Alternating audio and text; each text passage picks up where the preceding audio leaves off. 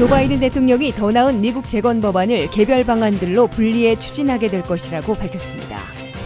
한인 해럴드 변 전 후보가 버지니아 주정부의 부장관급에 기용됐습니다. 미 신규 실업수당 청구 건수가 오미크론 여파로 매주 증가하는 가운데 지난주 28만 6천 건으로 급증했습니다. 팬데믹 기간 동안 세계에서 가장 부유한 억만장자 10명의 재산이 2배로 늘어난 것으로 나타났습니다. 미국민의 44%가 비상사태 시 대처해야 하는 $1,000의 비상금도 없는 것으로 조사됐습니다. 시청자 여러분 안녕하십니까? 워싱턴 뉴스 투데이입니다. 조 바이든 대통령은 상원에서 교착돼 있는 더 나은 미국 재건 법안에서 개별 방안들을 분리 추진하게 될 것이라고 밝혔습니다. 바이든 대통령은 초당적 지지를 얻고 있는 3세와 4세 프리스쿨 무상교육과 기후변화 대처를 위한 에너지 전환책을 우선 추진할 것으로 강조한 반면 부양자녀 현금 지원은 언급하지 않아 제외 가능성을 시사했습니다. 보도에 한면택 기자입니다. 조 바이든 대통령이 결국 현실을 받아들여 2조 달러짜리 더 나은 미국 재건 법안을 하나의 패키지로 강행하지 않고 개별 방안들로 분리해 성사 가능성 높은 몇 가지만 추진하겠다는 입장을 공표했습니다. 조 바이든 대통령은 취임 1년 만에 처음 가진 백악관 공식 기자회견에서 더 나은 미국 재건 법안을 분리해 지금 가능한 개별 방안들을 성사시키고 나머지는 나중으로 미루게 될 것이라고 밝혔습니다. I think we can break the package up, get as much as we can now and come back and fight for the rest later. 이는 10년간 2조 달러를 투자해 갖가지 사회복지 프로그램을 확충하고 기후변화에 대처하는 에너지 전환책을 패키지 법안으로 추진해온 더 나은 미국 재건 법안이 하원에서 통과되고도 상원에서 사실상 무산되자 여러 개의 방안들로 나누고 통과 가능성이 있는 소수만 성사시키겠다는 전략입니다. 조 바이든 대통령은 법안 분리 시 통과 가능성이 있어 우선 추진할 방안들로 기후변화 대처를 위한 에너지 전환책과 3세와 4세 프리스쿨 2년 무상교육을 꼽았습니다. Of the $500+ billion for energy example, Joe Manchin strongly supports early education, 3 and 4 years of age. 이 두 가지 방안들은 패키지 법안을 무산시킨 민주당의 조 맨신 상원의원도 적극 찬성한 것이기도 하고 일부 공화당 상하원의원들의 동참도 이끌어내 초당적 승인이 가능한 것으로 꼽히고 있습니다. 3세와 4세 프리스쿨 2년 무상교육은 현재 6년간 실시 예산으로 3,810억 달러가 책정됐는데 통상적인 10년 비용을 배정하면 7,520억 달러가 들 것으로 CBO 의회 예산국은 산정해 놓고 있습니다.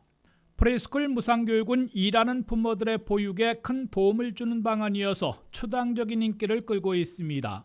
10년간 5,550억 달러를 투자하는 기후변화 대처를 위한 에너지 전환책은 그중에서 3,200억 달러를 에너지 전환에 앞장서는 생산자나 사용자에게 세제 혜택을 주는 데 쓰게 됩니다. 전기자동차를 구입하면 전행 7,500달러의 세제 혜택을 12,500달러까지 받을 수 있게 됩니다. 태양열, 풍력 등으로 클린, 그린 에너지로 전환하면 각종 세제 혜택으로 에너지 비용을 30%나 절약하게 될 것으로 추산되고 있습니다. 여기에 바이든 대통령이 언급하지 않았으나 ACA, 오바마 케어 정부 보조를 연구하는 데 10년간 2,200억 달러가 들 것으로 계산되고 있습니다. 하지만 10년간 1조 6천억 달러가 들 것으로 의회 예산국이 산정해 조 맨신 상원의원이 제외시킨 차일드 텍스 크레딧, 즉 부양자녀 현금 지원은 완전 제외될 가능성이 생기고 있습니다. 차일드 텍스 크레딧은 연간 3,000달러 또는 3,600달러가 더 이상 연장되지 않으면 예전에 1인당 2,000달러씩으로 환원돼 지급됩니다. WKTV 뉴스 한면택입니다. 한인 해럴드 변 전 후보가 버지니아 주정부의 부장관급에 기용됐습니다. 공화당 영킨 주지사가 임명한 해럴드 변 후보는 새로 신설된 다양성 기회포용부의 부장관급인 부국장으로 첨단 기술과 사업 등에서 소수계와 약자들을 포함하는 모두에게 기회가 돌아가도록 주도하는 역할을 맡게 됐습니다. 박남주 기자가 보도합니다. 12년 만에 새로 공화당 행정부로 출범한 버지니아의 글렌 영킨 행정부에서 한인 해럴드 변 전 후보가 내각의 부장관급에 임명돼 주정부 내의 핵심 역할과 한인 사회와의 연결고리 역할을 할 수 있게 됐습니다. 지난 15일 취임한 글렌 영킨 버지니아 주지사는 지난해 주 하원 의원 선거에 출마했던 한인 해롤드 변 후보를 새로 신설된 다양성, 기회, 포용부의 부장관급인 부국장에 임명했습니다. 다양성, 기회, 포용부는 기존의 부서를 확대 개편해 영킨 행정부의 내각 멤버인 15개 부처 중 한 곳으로 버지니아에서 인종과 종교를 가리지 않고 장애인과 성소수자들까지 포함해 모든 주민에게 공평한 기회가 돌아가도록 핵심 역할을 하게 될 것으로 보입니다. 영킨 버지니아 주정부에서 한인으로 최고위직인 부장관급에 임명된 해롤드 변 부국장은 소수인종과 장애인, 약자들에게도 첨단 기술과 비즈니스, 사업과 창업의 기회가 공평하게 돌아가도록 최선을 다하겠다고 약속했습니다. 우리 부서는 이번에 새로 신설됐고 다른 상공부든지 그다음에 트랜스포테이션 디비전이든지 에듀케이션 디비전에 서포트를 해요. 같이 일을 하면서 이 사람들의 그 디버시티 아니면 테크놀로지든지 인베스트먼트이든지 레이스 이슈도 그렇고 여러 가지의 그 디버시티 해가지고 opportunity, 에너지 policy 이러한 디버시티를 서포트하는 그런 에이전입니다. 영킨 버지니아 주지사가 확대 개편한 다양성 기회 포용부의 장관급인 국장에는 흑인 여성인 안젤라 세일러 전 헤리티지 재단 부소장을, 부국장에는 한인 해롤드 변 전 후보를 임명했습니다. 이를 통해 공화당 주지사이면서도 소수계와 장애인, 약자들에게도 공평한 기회를 부여하는 정책과 행정을 펼칠 것임을 예고하는 것으로 해석되고 있습니다. 이로써 영킨 버지니아 주정부에선 지난 13일 보훈 병무부 부장관에 임명된 제이슨 박 씨에 이어 해롤드 변 부국장까지 2명의 한인 인사들이 부장관급에 기용됐습니다. 해롤드 변 부국장은 오랫동안 한인 사회에서 봉사해온 만큼 한인들의 사정과 애로사항을 영킨 주지사에게 가감없이 전달하고 한인 사회와 소통하도록 적극 도와 한인들이 최대의 이익을 누릴 수 있도록 전력을 다하겠다고 강조했습니다. 이번 기회를 통해서 디버시티를 이용하여 우리 한국 분들의 그 참여, 그 다음에 무엇이 필요한지 그러면서 같이 아마 일을 하려고 하고 있습니다. 그래서 한국 사회하고 긴밀히 아주 명실공히 진짜 그 일을 할 수 있게끔 제가 한번 노력을 해보겠습니다. 다양성 기회 포용부는 곧 입법 절차를 거쳐 내각의 공식 멤버로 격상되고 국장과 부국장의 명칭도 장관과 부장관으로 바뀌게 됩니다. 해롤드 변은 1953년생으로 1969년 고등학교 1학년 때 미국에 왔으며 버지니아 커먼웰스대와 버지니아대를 졸업하고 연방특허청 공무원으로 34년을 근무한 뒤 지난해 주 하원 의원 도전을 위해 은퇴했습니다. 해롤드 변 부국장은 페어팩스 카운티 중소기업위원회 부의장, 버지니아 선거관리위원회 부위원장, 버지니아 한인공화당 회장, 미주 한인재단 위원장, 워싱턴 한인복지센터 이사장 등을 역임해오며 한인사회와 공화당 진영 간 연결고리 역할을 해왔습니다. WKTV 뉴스 박남주입니다.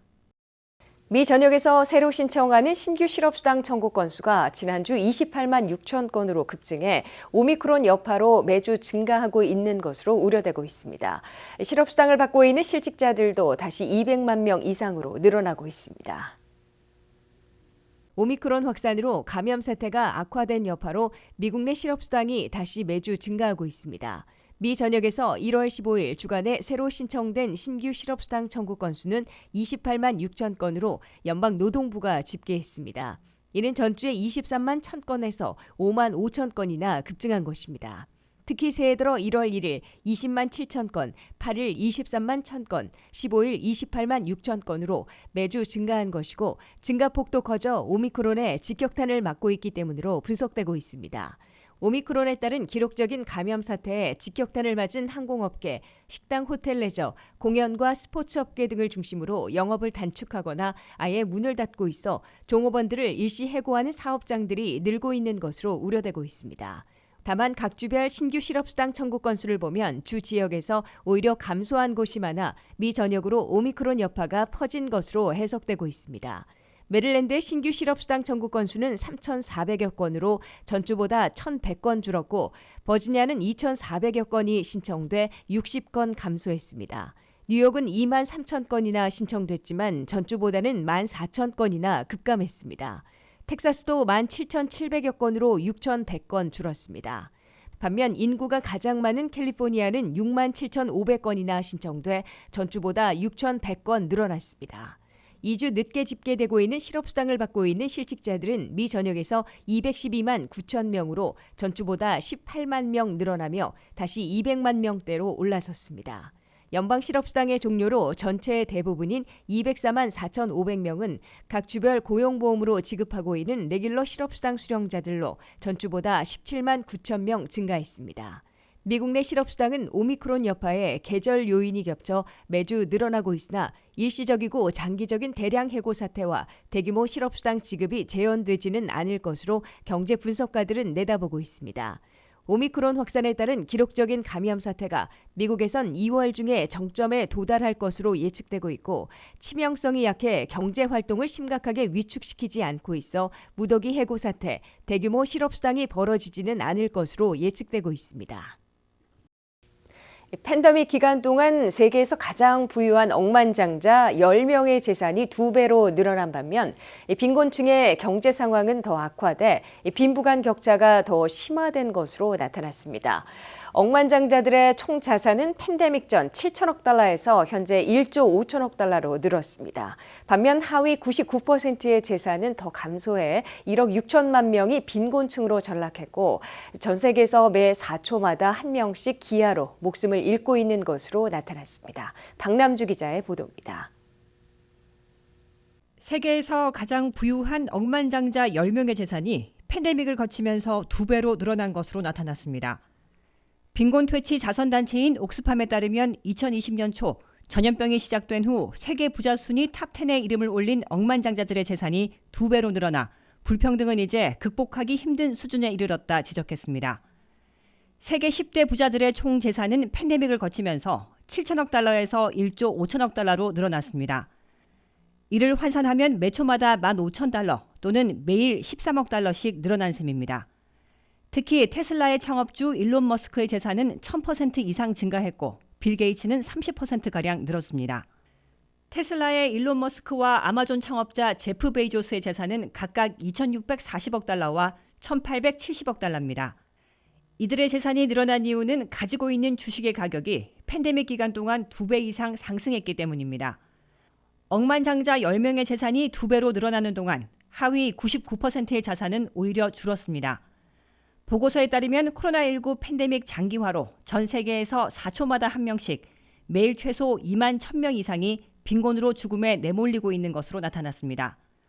옥스팜은 세계은행의 자료를 근거로 이같이 추정했는데 자료를 보면 전 세계 1억 6천만 명이 하루 5.5달러 이하로 살아갔습니다. 옥스팜의 보고서에 따르면 여성과 유색인종은 팬데믹 기간 경제적 타격을 가장 많이 받은 것으로 나타났습니다.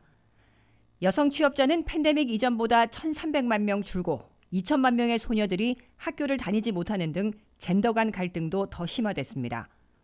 옥스팜의 대표 스리스 칸다라자는 팬데믹 기간 동안 거의 매일 새로운 억만장자들이 생겨났지만 세계 인구의 99%는 봉쇄와 관광 감소 등으로 상황이 악화됐고 그 결과 1억 6천만 명이 빈곤층으로 떨어졌다 지적했습니다. 세계 10대 부자로는 일론 머스크와 빌 게이츠 이외에도 페이스북의 마크 저크버거와 워렌 버핏, 구글의 공동 창업자인 레리 페이지와 세르게이 브린, 오라클의 설립자 레리 앨리슨 등이 있습니다. WKTV 뉴스 박남주입니다. 미국민 가정의 거의 절반인 44%나 비상사태가 발생하면 $1,000의 비상금도 없어 고통을 겪을 것으로 조사됐습니다. 이는 팬데믹 여파로 39%까지 떨어졌던 지난해보다는 다소 나아진 것이지만 여전히 미국민들의 절반은 비상사태의 무방비임을 보여주고 있습니다. 김지수 기자가 보도합니다. 미국민 가정의 절반이나 여전히 응급 의료비나 차량 관련으로 비상사태가 발생하면 즉시 대처해야 하는 $1,000의 비상금도 갖고 있지 못한 것으로 나타났습니다. 미국민 가정의 44%는 뭉칫돈이 요구되는 의료비, 자동차 관련 비용 등에 즉각 납부할 $1,000의 비상금도 없다고 뱅크레이트의 설문조사에서 대답했습니다. 이는 팬데믹이 직격탄을 가했던 지난해 39%보다는 5포인트 올라간 것이지만 여전히 절반 가까이는 비상금을 마련하지 못해 비상사태 시 고통을 겪게 될 것임을 예고해주고 있습니다. 게다가 비상사태에 대처할 수 있다고 대답한 미국민들의 대다수는 캐시를 저축해놓고 있다가 꺼내 쓰기보다는 크레딧 카드, 퍼스널 론, 가족이나 친지로부터 빌린 돈으로 대처할 것이라고 밝히고 있습니다. 이는 또 다른 빚을 지는 셈이어서 중장기적으로는 개인 부채만 불어나는 셈이 됩니다. 미국민들의 20%가 주된 대응 방법이라고 밝힌 크레딧 카드는 평균 이자율만 해도 16%에 달하고 사전 현금 인출 등은 훨씬 높은 이자율을 적용받고 퍼스널론은 선이자까지 공제당하고 있습니다. 미국에서는 통상적으로 비상사태에 대응하기 위해선 3개월 내지 6개월치의 비용을 저축해놓고 있어야 한다고 권고되고 있습니다. 그렇지만 $10,000 정도 비상금을 마련해놓고 있는 비율이 모든 연령 계층에서 절반에도 못 미치고 있습니다. 연령 세대별로 보면 42세에서 57세 사이인 X세대의 경우 $10,000 정도의 비상금을 마련하고 있다는 비율이 48%로 전 세대 가운데 가장 높았습니다. 이어 58세에서 76세 사이인 베이비부머들은 44%로 X세대보다는 적었습니다. 18세에서 25세 사이 젊은 층인 Z세대는 42%가 네 자릿수, 즉 $10,000 이상 비상금을 마련하고 있다고 답했습니다.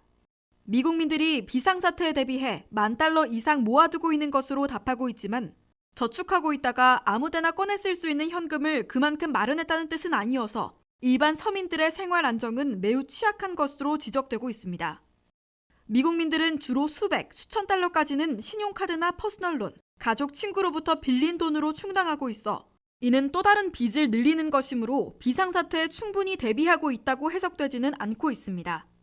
WKTV 뉴스 김지수입니다.